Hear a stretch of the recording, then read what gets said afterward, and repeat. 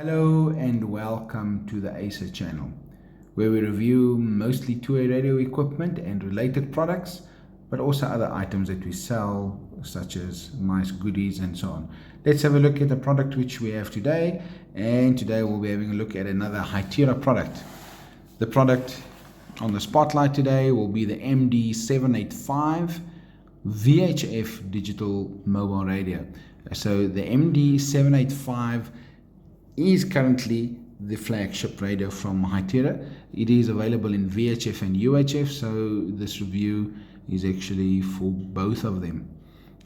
In this case, it is a VHF mobile radio or base station. You can use it for either function, and yes, type approved in South Africa, so it is quite legal to use it in South Africa. Let's have a look what's inside the box. Obviously we have a booklet,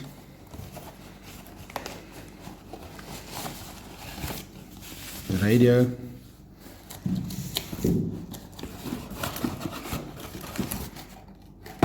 nicely packaged inside this. I'm just going to show you how it came packaged.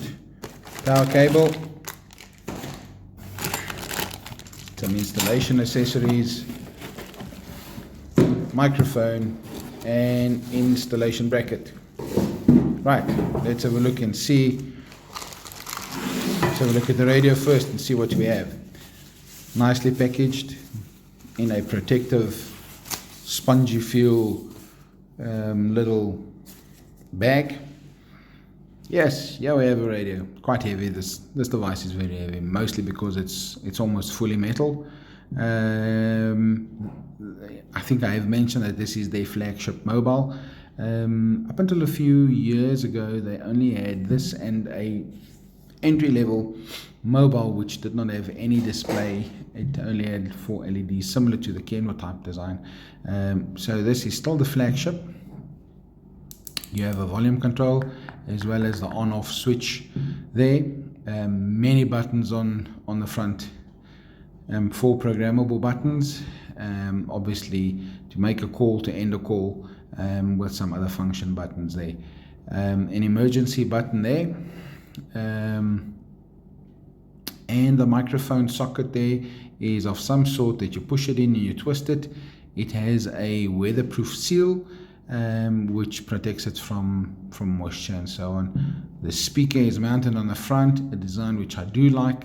However, that makes the front very big. I understand that, and some manufacturers moved the speaker from the front to the bottom or the top, thus curing the problem that the size is not so big, but creating another problem. So some designers or some companies feel that they will stick to this design, as this is a good design for the sound coming out, especially if it's mounted in a truck, and there's lots of ambient noise. This is a good design. Power button you have there, and then most of the housing is actually metal. I suppose you can clip this off. I will not be doing that in this review, to get you some accessory functions. The mounting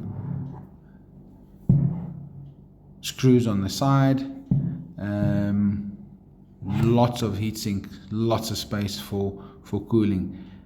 Slightly different to some of the other manufacturers, they have a BNC connector.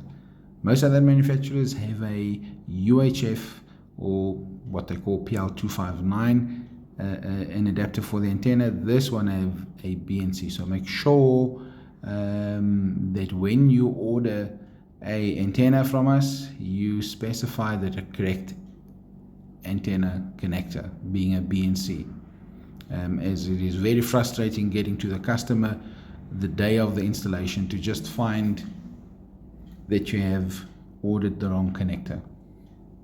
BNC is not very common anymore, so therefore I'm just pointing it out. You have the speaker there's a speaker output there, very tightly fit. With my short nails I cannot pull that rubber open. There are some other connections below this little rubber, which sits quite tight. Difficult to lose this little rubber because it sits so tight. There's lots of functions for interfacing, standard cables which you can get from us or the Hytera, to interface this into maybe a dispatcher console or of some sort. The power connector is fairly standard, snugly fit under the heatsink, so as to not be able to bash it against something. As it is not on a flexible cable, you do have standard chance that you could break this off if the device may come off of the bracket and fall. And the way that they've solved that is by making the connector sit underneath the protection of basically the heatsink. Lots of space for air to flow through and keep the device cool. A big radio, I must say, a big radio, heavy, but because of a lot of metal. Not a negative point, I'm just indicating the fact that it is heavy.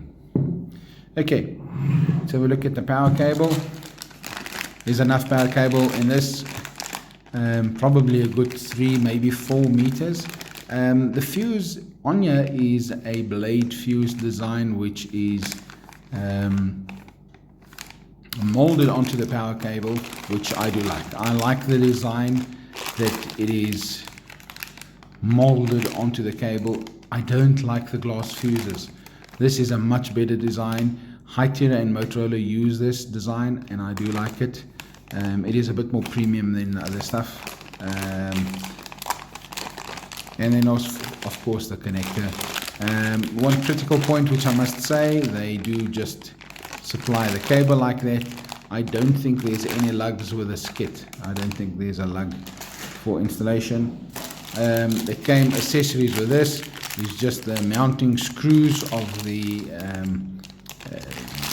bracket, the radio, a extra blade fuse, and a decent mic hook, a very decent mic hook, which is a positive click. It is not the Y design where the mic can easily come out. Ample screws for everything. Yes, I like that packet there. If we have a look at the microphone design, you will see that typical Hytera orange design on the side, a nice fist microphone, a nice fist microphone. This is a standard microphone for most of the mobile equipment. Come with a SM16A1 microphone. This is a minimalistic feature microphone. You only have a PDT button, a very positive click, very typical of Hytera to have the orange there, and of course the waterproof connector that they do have on the side.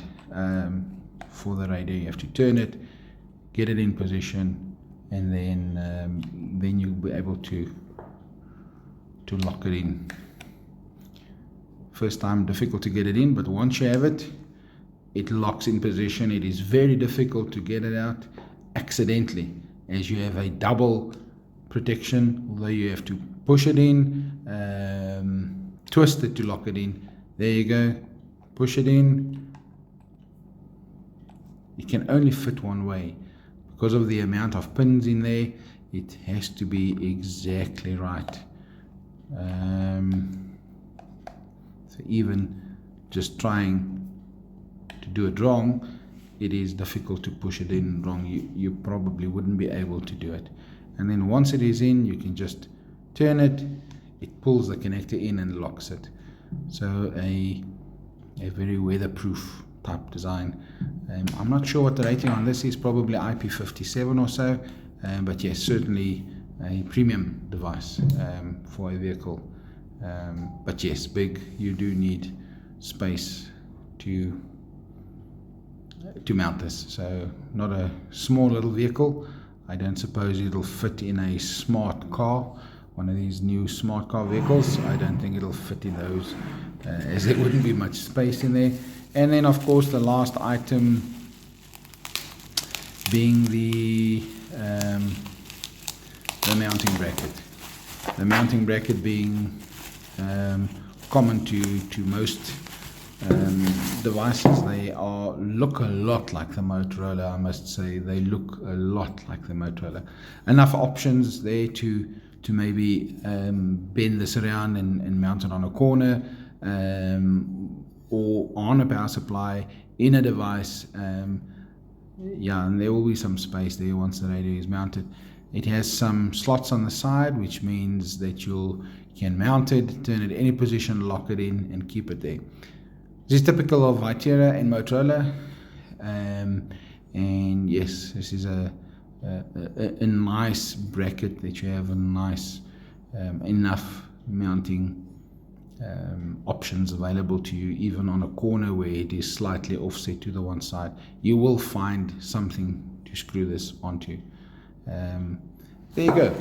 This is my unbox review of the Hytera Md785. This is not the GPS model. I think on the GPS model you'll find that there are a GPS socket as well. This one is just the normal one with limited features.